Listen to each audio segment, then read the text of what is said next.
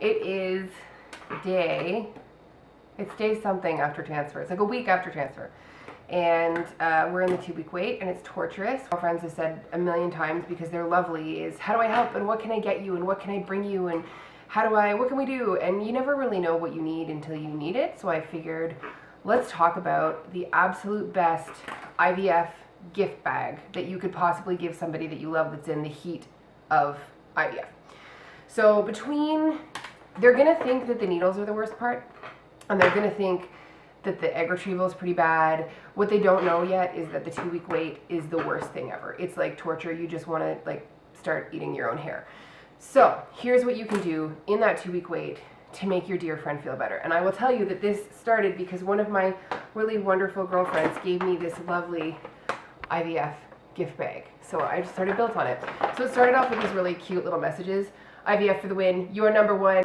This one says, don't worry, you won't get moon face, because I was really worried about one of the medications. The side effect is that you just get moon face, and for some reason that, of all of the awful side effects, that was the one that I was like, but I don't want moon face. So this is where we started. So this is what I would suggest to you for your friend. Decaf, whatever. I'm a tea person. For me, it's Earl Grey, but having that decaf treat, whatever it is, whether it's tea or coffee, is pretty awesome. A nice warm cup of goodness to keep you company. Then we've got a gift certificate or cash money in this case, to go and see a movie. I went and saw a movie with this girlfriend on Friday, and she'd given me $20 for us to go out to a movie whenever, on the random night that I needed it the most, and I needed it the most on Friday. And it was such a nice distraction. It was just like a nice quality girl time out. So that's definitely a win. Adult coloring book. These are the business. I have no artistic skills whatsoever, so being able to color and not have to draw is kind of a bonus. So I have these and a set of semi-decent but not particularly expensive pencil crayons. A magazine. Magazine is always a good thing. I don't know if you read this magazine, it's so good. And they shouldn't be digital, because the digital ones don't pick up HCG as early, which is weird. But these bad boys, so you're gonna test once to make sure that the HCG trigger shot is just that, it's full of HCG. So if you were to take a pregnancy test right after taking it, or a few days after taking your trigger shot, you would test a false positive.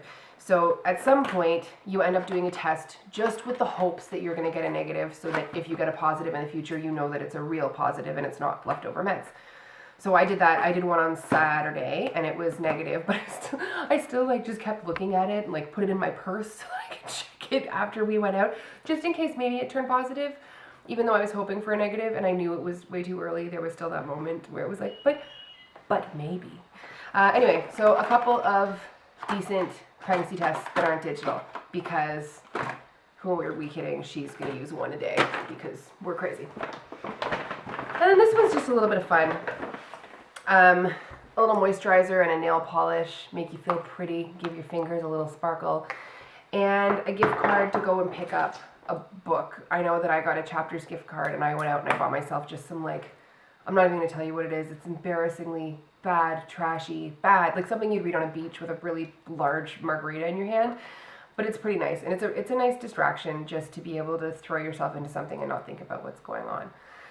So that is, in a nutshell, the world's fastest and most fantastic IVF gift bag. That is what you should do for your friend who is sitting at home, tearing her hair out, just waiting for somebody to steal some of her blood and tell her that it's good news.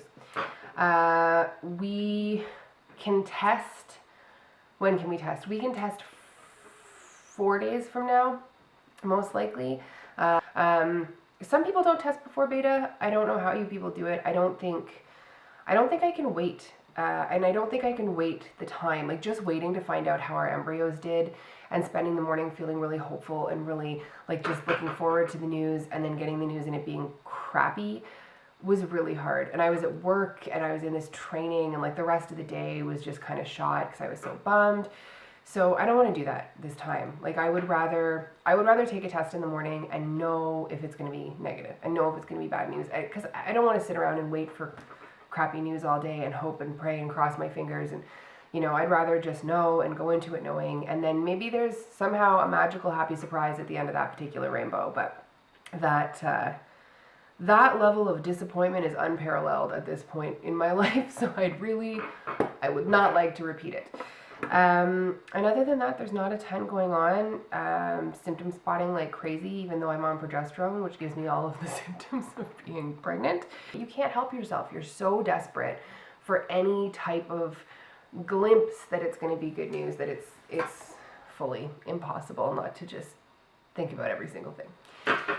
Anyway, that's our week. We'll let you know when we know.